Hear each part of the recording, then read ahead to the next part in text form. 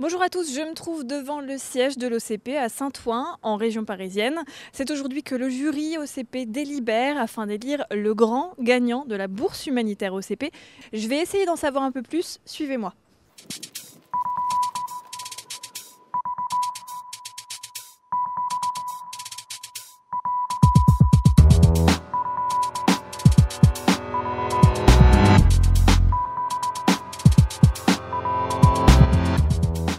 Je suis avec Agnès Burkel, responsable de la communication externe à l'OCP.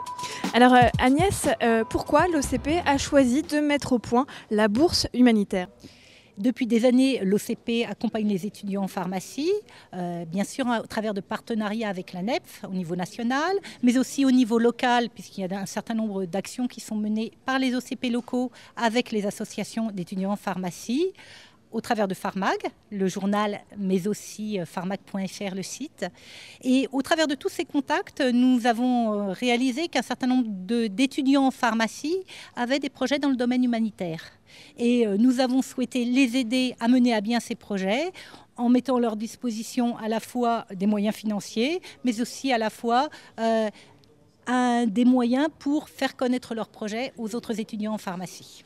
Eh ben, on va aller voir tout ça tout de suite. Bien sûr. Merci. Je suis avec Isabelle Trière. Isabelle, alors très concrètement, la bourse humanitaire OCP, comment ça marche ? Les dossiers devaient être déposés avant le 30 octobre sur le site pharmag.fr. À l'issue de cette dépose de dossier, les internautes ont pu voter sur le site. Nous avons recueilli 17 500 votes et aujourd'hui se réunit le jury qui attribuera la bourse de 5 000 € à l'association qui aura été primée.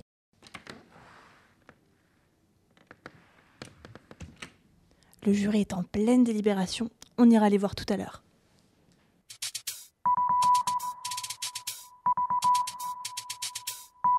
Parmi les projets proposés, on trouve des associations d'étudiants venus de tous les horizons, Amiens, Tours, Nancy, Lille, Paris. Les actions proposées concernent les populations des 4 coins du monde, du Maroc à Madagascar en passant par la Moldavie.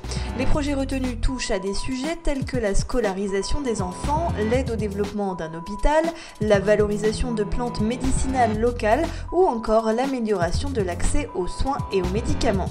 Et le grand gagnant est... Pour la première attribution de la bourse humanitaire de l'OCP, le jury qui s'est réuni donc ce jour attribue cette bourse à l'association de la faculté de Tours, l'AFI-BALA, pour son projet au Bénin.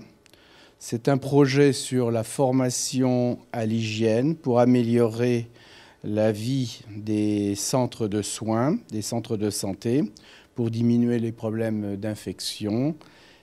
Qu'est-ce qui a motivé votre choix au final, les bons arguments, ce qui a fait la différence ?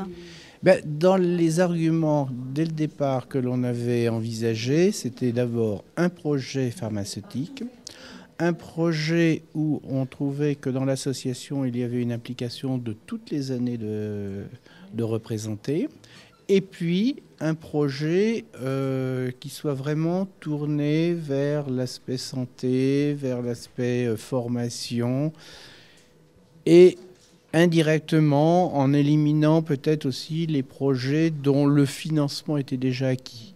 Donc je crois que le but était d'essayer de trouver, d'aider réellement une association à pouvoir, à travers cette bourse, pouvoir se développer.